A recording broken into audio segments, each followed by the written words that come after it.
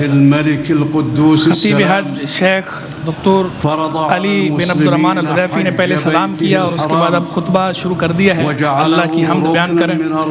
تمام تعریفیں اللہ کے لیے جو علم والا ہے، پاک ہے، عزت والا ہے، اور اس نے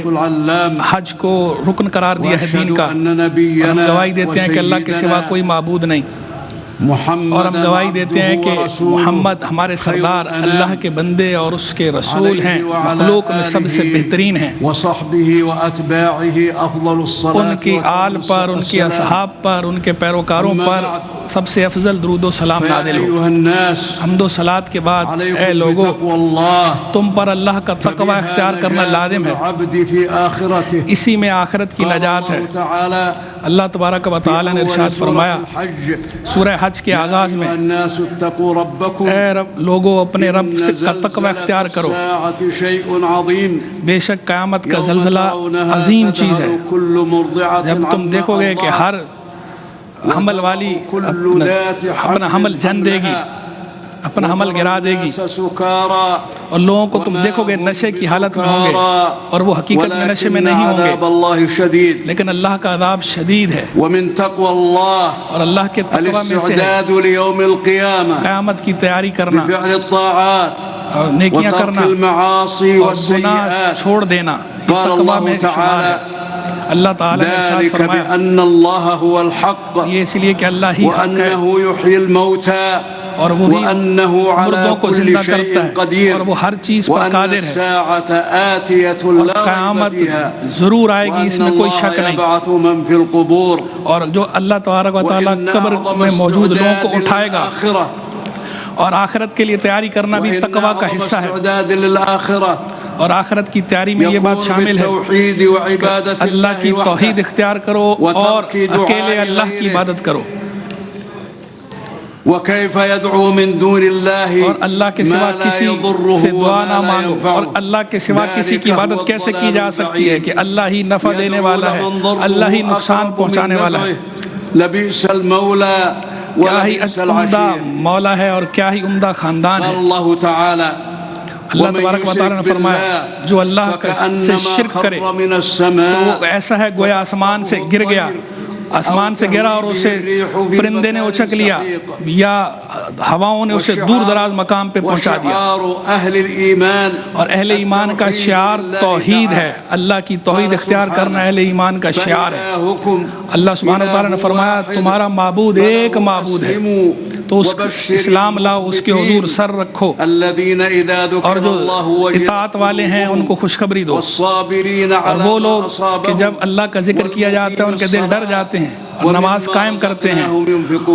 خوشحالی ہو یا تنگی ہو اس میں ہمارے دیے و رزق میں سے خرچ کرتے ہیں اللہ کی راہ میں۔ توحید اور اللہ کے ایک ہونے کی گواہی دینا، اور یہ گواہی دینا کہ محمد اللہ کے بندے اور رسول ہیں، اور نماز قائم کرنا اور زکوٰۃ دینا اور روزہ رکھنا رمضان کا، اور بیت اللہ کا حج کرنا، یہ دین کے ارکان ہیں۔ اور اس کے ساتھ جو ہے وہ اللہ کے خوف کی وصیت بھی کی گئی ہے دین میں۔ اللہ تبارک و تعالیٰ نے فرمایا جو اپنے رب کے حضور کھڑا ہونے سے ڈرے تو اس کے لیے انعام کے طور پر 2 جنتیں ہیں، اور جو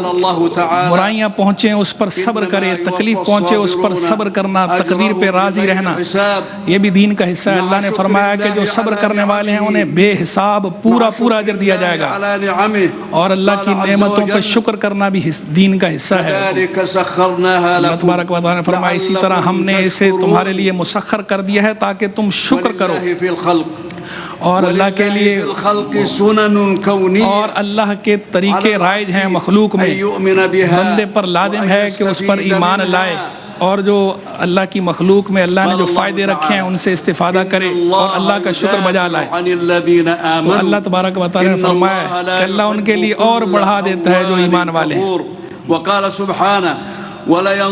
اور جو ناشکرے ہیں ان کے لیے یہ سزا ہے، اور بے شک اللہ قوت والا ہے، غلبے والا ہے۔ جو شکر سے کام نہیں لیتے، صبر سے کام نہیں لیتے، تقوی اختیار نہیں کرتے، تو ان کو مثال دی گئی کہ جیسے کہ ان کے اوپر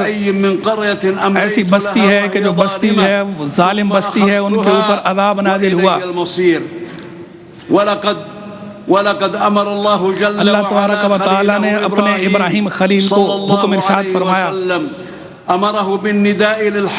آپ نے حکم فرمایا کہ جو ہے وہ لوگوں کو حج کا بلاؤ۔ قرآن میں ہے اللہ نے حکم دیا کہ لوگوں کو حج کے لیے ندا کرو، تمہارے پاس لوگ آئیں گے حج کے لیے، پیادہ بھی آئیں گے اور سواری پر بھی آئیں گے، دور دراز سے بھی آئیں گے، تاکہ وہ آ کر اس کے منافع حاصل کریں اور اللہ کا ذکر کریں، اللہ کو یاد کریں مخصوص ایام میں، معروف ایام میں، اور پھر جو منافع حاصل کریں اور اللہ کو یاد کریں۔ قدم الحجاج، حجاج آ چکے، حجاج ہر دور دراز علاقے سے یہاں جمع ہو چکے ہیں تاکہ اپنے حج کے ارکان ادا کریں اور اللہ سے ثواب حاصل کریں، اجر حاصل کریں۔ اللہ کے جو پاک گھر ہے بیت عتیق، اس کی تعظیم کر رہے ہیں،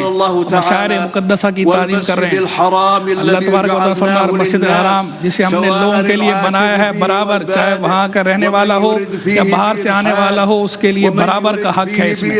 اور جو اس میں نا حق ظلم کا ارادہ کرے مسجد الحرام میں تو ہم اسے ضرور دردناک عذاب چکھائیں گے۔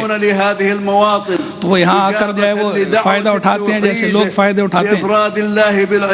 اللہ کی توحید کرو اور صرف اللہ ہی کی عبادت کرو اور شرک نہ کرو۔ اللہ تبارک و تعالیٰ نے فرمایا کہ جب ہم نے ابراہیم کو جگہ بتا دی بیت اللہ کی اور حکم دیا کہ میرے ساتھ کسی کو شریک نہ ٹھہراؤ اور میرے گھر کو صاف کر دو، طہارت والوں کے لیے، عبادت والوں کے لیے، اعتکاف کرنے والوں کے لیے، قیام کرنے والوں کے لیے، رکوع کرنے والوں کے لیے، سجدہ کرنے والوں کے لیے، تو انہوں نے ان کے گھر کو پاک کیا۔ تو لہذا اللہ کے اس گھر کو ہر اس چیز سے پاک رکھنا چاہیے جو اس کے قائم نہیں، اور حج کے اندر کوئی جھگڑا نہیں ہونا چاہیے، کوئی سیاسی نعرے نہیں ہونے چاہیے، کوئی فرقہ وارانہ اور گروہ بندی کی باتیں نہیں ہونی چاہیے بیت اللہ میں، بلکہ جو ہے وہ اللہ کی اتباع ہو، اللہ کے رسول علیہ السلام کی سنت کی اتباع ہو، اور طہارت کا اہتمام کیا جائے، ظاہری طہارت کا بھی اہتمام کیا جائے، باطنی طہارت کا بھی اہتمام کیا جائے، اور وعدوں کو پورا کیا جائے، حقوق ادا کیے جائیں لوگوں کے۔ اللہ تبارک و تعالیٰ نے فرمایا جو اللہ کی حرمت والی چیزوں کی تعظیم کرتا ہے تو اپنے رب کے پاس یہ سب سے عمدہ اجر پائے گا،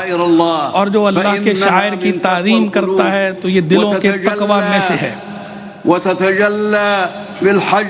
اور حج میں مختلف مظاہر جو ہے وہ حج میں ظاہر ہوتے ہیں، تعاون کے، ایک دوسرے کے ساتھ فائدے کے، اور مسلمانوں کی سوسائٹی کے فائدے کے، اور الگ الگ زبانوں کے لوگ، الگ الگ رنگوں کے لوگ، قوموں کے خطوں کے یہاں جمع ہوتے ہیں اور آپس میں ایک محبت کرنے والے بھائیوں کی طرح جمع ہوتے ہیں اور یہاں فائدہ اٹھاتے ہیں۔ تو یہاں اپنے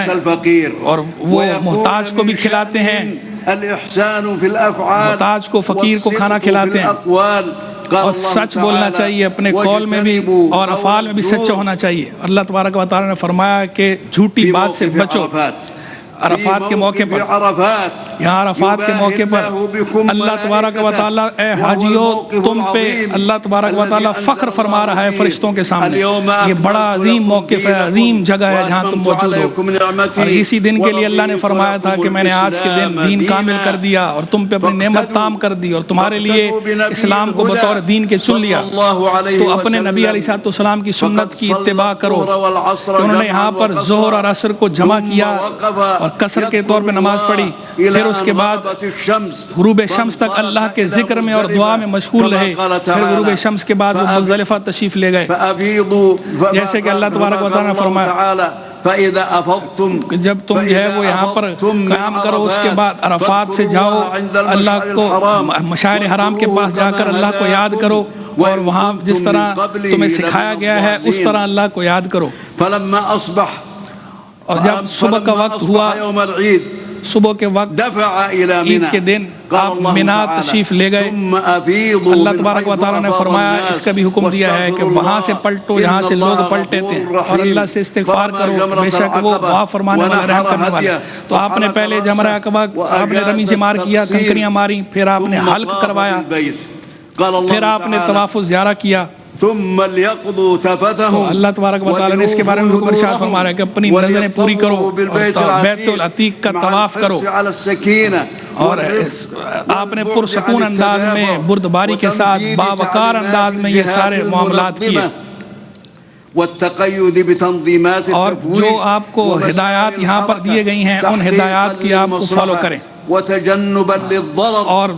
تاکہ آپ خود بھی نقصان سے بچیں اور دوسروں کو بھی نقصان سے بچیں لوگوں کی آسانی کے لیے مناسک آسانی سے ادا ہوں بنا میں جو مستحب ہے کہ بندہ کثرت سے اللہ کا ذکر کرے اللہ نے فرمایا کہ جب تم اپنے حج کے مناسک ادا کر چکو تو اللہ کو ذکر کرو ذکر اس طرح کرو جیسے اپنے باپ دادا کا ذکر کرتے ہو یا اس سے بھی زیادہ اور پھر ایام تشریق میں جب تینوں شیطانوں کو کنکریاں ماری جائیں گی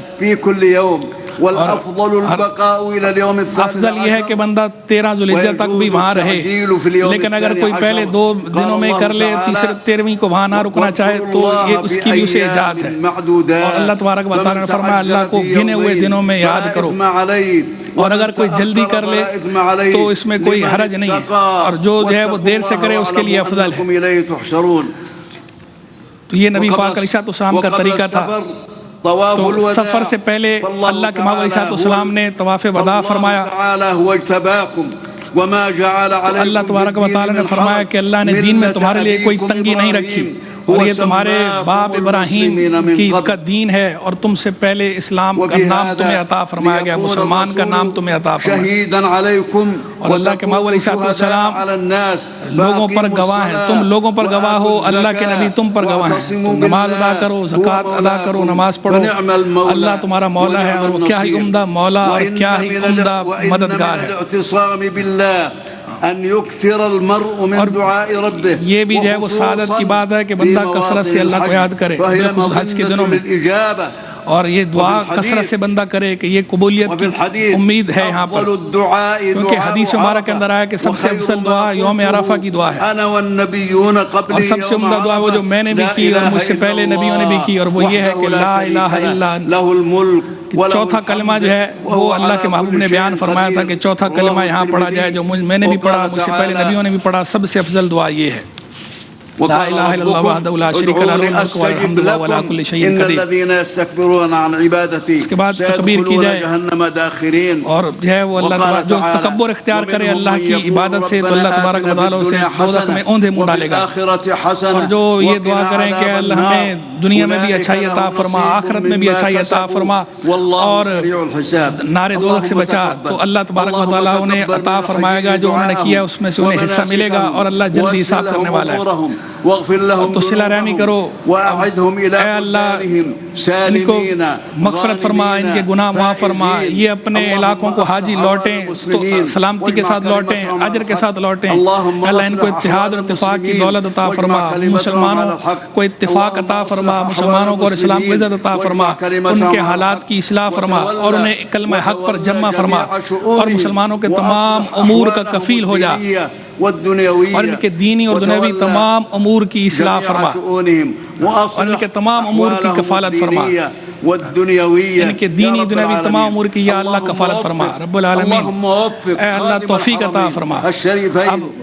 خادم الحرمین شریفین کے لیے خطیب حاج دعا کر رہے ہیں محمد بن عبد العزیز وولی عہدہ الامیر محمد بن سلمان خادم الحرمین شریفین کے لیے خطیب صاحب دعا کر رہے ہیں دنیا و آخرہ اور ان کی خدمات کا تذکرہ کر رہے ہیں وَيَسَّرُوا لِلْحُجَّاجِ أَدَاءَ ان کی حج کے لیے جو خدمات ہیں اس کا تذکرہ کر رہے ہیں خدمت الحرمین حاجیوں کے لیے جو خدمت ہے جو انہوں نے اقدامات کیے ہیں اس پر انہیں خراج تحسین پیش کر رہے ہیں اے اللہ اپنے دین کی مدد فرما اور درود و سلام نازل فرما ہمارے نبی محمد علیہ السلام پر اور ان کی آل و اصحاب پر اور کثیر سلامتی نازل فرما